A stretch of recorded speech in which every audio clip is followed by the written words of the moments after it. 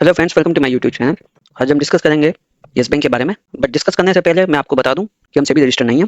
We strongly advise you to consult with qualified financial adviser before making any financial decisions.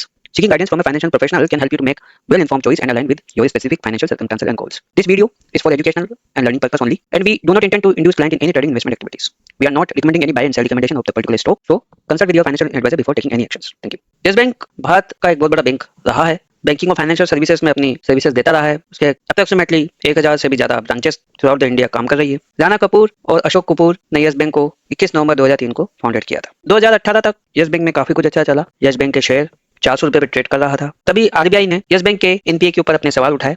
RBI के radar में yes bank 2017 से ही था। उसके background को discover किया। 2018 में आरबीआई ने राणा कपूर को सीईओ के पद से स्टेप डाउन करने का फैसला लिया और आरबीआई ने यस बैंक का पूरा कंट्रोल अपने हाथ में ले लिया। कुल मिलाकर गवर्नमेंट अपने हाथ में ले लिया। 2 इंडिपेंडेंट डायरेक्टर जो थे उनको भी रिजाइन करना पड़ा। यस बैंक की क्रेडिट रेटिंग भी डाउन हो गई। राणा कपूर ने अपने सारा स्टेट 142 करोड़ रुपए में सेल करके यस बैंक से एग्जिट कर लिया। यस बैंक बहुत बुरे दौर से गुजर रहा था। उसका लैंडिंग मनी भी हाई रिस्क पे था, लोन असेट्स हाई रिस्क पे थे और इसके कुछ रीजन थे आखिर यस बैंक की ये दुर्गति क्यों हुई। 2024-25 में भी यस बैंक ने 30% का ड्रॉप अपने शेयर प्राइस में दिखाया है। यस बैंक ने अपने बहुत ही लार्ज अमाउंट के लोन दिए और जो लोन दिए 2014 से उसने जो लोन दिए वो लगभग 55,633 करोड़ रुपए के थे और जो डिपॉजिट हुए 74,192 करोड़ रुपए के थे। लोन ग्रोथ रैपिडली हुई, ब्याज बहुत चढ़ा जो कि सितंबर 30 2019 तक 2.25 ट्रिलियन तक पहुंच गया। यस बैंक ने कुछ स्ट्रेस्ड सेक्टर्स को अपने लोन दिए उस समय, जो कि real estate, NBFCs, infrastructure, aviation थे और कुछ high profile companies ILFLS, DHFL, Jet Airways, CG Power, Cafe Coffee Day और Reliance Anil Ambani groups ADAG group को दिए। आपको पता होगा इनमें से अधिकतर ने या तो बैंकरप्टी घोषित कर ली है या लोन को एनपीए में ला दिया है, नॉन परफॉर्मिंग एसेट्स में ला दिया। एनपीए लोन का एनपीए वो होता है जिस लोन की रिकवरी नहीं हो सकती और ये लोन बहुत ही बड़ी राशि में थे। जैसे ये खबर आई तो यस बैंक के डिपॉजिटर के मध्य भी एक तरह से खलबली मच गई थी।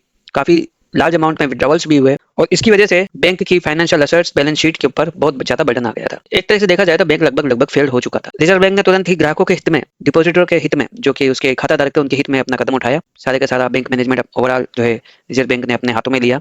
राणा कपूर उनको जाने को बोला। विड्रॉल पे भी जो खाता धारक थे उनके विड्रॉल पे भी अंकुश लगा दिया गया। 50,000 रुपए से ज्यादा वो निकाल नहीं सकते थे। 5 लाख रुपए मैक्सिमम मेडिकल इमरजेंसी, एक इस तरह की इमरजेंसी के केस में ही निकाल सकते थे, जो कि बहुत कठिन था। पुअर कॉर्पोरेट गवर्नेंस थी, रिस्क और कंप्लायंस की शॉर्टकमिंग्स थी, ऑडिट ढंग से नहीं हुए। इन सभी की वजह से यस बैंक उस समय बहुत ही बुरी स्थिति में आ गया। 400 रुपए का शेयर धड़ाम से देखा जाए तो पहले 40 रुपए और फिर 30 रुपए और 2024-25 में तो 15 रुपए के आसपास भी ट्रेड किया है। अब हम एक बार यस बैंक के को बड़ा व्यू से देखते हैं। मार्केट कैप लगभग 70,000 करोड़ रुपए है, लेकिन अगर आप इसका डेप्थ देखें 3,58,922 करोड़ रुपए है, जो कि बहुत ज्यादा है।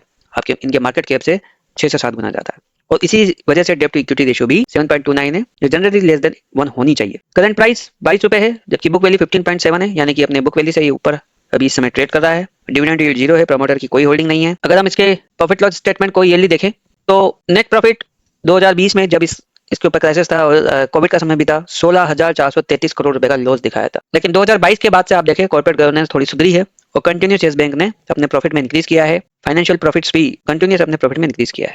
अगर हम बैलेंस शीट के ऊपर जाएं तो टोटल लायबिलिटीज 4,30,161 करोड़ रुपए की है, जो कि अपने आप में बहुत ज्यादा है। और अगर हम प्रमोटर होल्डिंग में जाएं तो प्रमोटर तो 0 है, बट आप एक बहुत अच्छा साइन अभी देखेंगे कि जो एफआईआई है, फॉरेन इन्वेस्टर्स, उन्होंने इसमें होल्डिंग डबल कर दी है, जो लगभग 25% से बढ़ाकर 45% कर दिया। ये एक अच्छा साइन है, कहीं ना कहीं ये पॉजिटिव साइन बैंक की तरफ से लगता है। अगर हम रिजर्व्स की तरफ जाएं तो रिजर्व्स भी बढ़ते हुए क्रम में ही दिखेंगे। आज की तारीख में लगभग 43,000 करोड़ रुपए का रिजर्व है बैंक के पास, लेकिन बोरोविंग काफी सिग्निफिकेंट है। इस क्वार्टर में 31 दिसंबर 2025 को बैंक ने अपडेट दिए हैं और अगर हम देखें लोन एडवांसेस और डिपॉजिट के आंकड़े आए हैं, क्वार्टर टू क्वार्टर में 2.9% की ग्रोथ देखने को मिल रही है, जो कि आप देखेंगे कि 30 सितंबर 2025 में 2,50,212 और 31 दिसंबर 2025 को 2,57,508 करोड़ रुपए था, जो कि ठीक ठाक है। और ईयर में लोन एडवांसेस 5.2% की ग्रोथ देखने को मिल रही है, 2,54,834 से 2,57,508, जो कि ठीक कर सकते हैं। अगर हम डिपॉजिट की बात करें तो क्वार्टर टू क्वार्टर 1.3% डाउनवर्ड्स में दिखेगा, बट ईयर इन ईयर ये आंकड़ा 5.5% की ग्रोथ के साथ दिख रहा है, जो कि 2,17,224 करोड़ से 2,92,483 करोड़ रुपए है। इसी के साथ अगर हम लिक्विडिटी कवरेज रेशो एलसीआर को देखें तो वो हमें कम दिखाई देता है, 123%, जो कि पिछले साल 133% था। लिक्विडिटी कवरेज रेशो ये बताता है कि अगर किसी तरह की क्राइसिस आई तो बैंक कितने समय तक उस क्राइसिस में खड़ा रह सकता है। कुल मिलाकर आंकड़े ठीक ठाक है, बहुत ज्यादा एप्रिसिएशन की बात नहीं मान। अगर हम टेक्निकल एनालिसिस की तरफ जाते हैं तो यस बैंक इस समय 24.5 के पी पे काम कर रहा है, जो कि एक पुअर रेशो है, लेकिन प्राइस टू बुक रेशियो 1.45 है, जो कि ठीक ठाक है। लेकिन अगर हम इसके आरएसआई की तरफ देखें तो ये अभी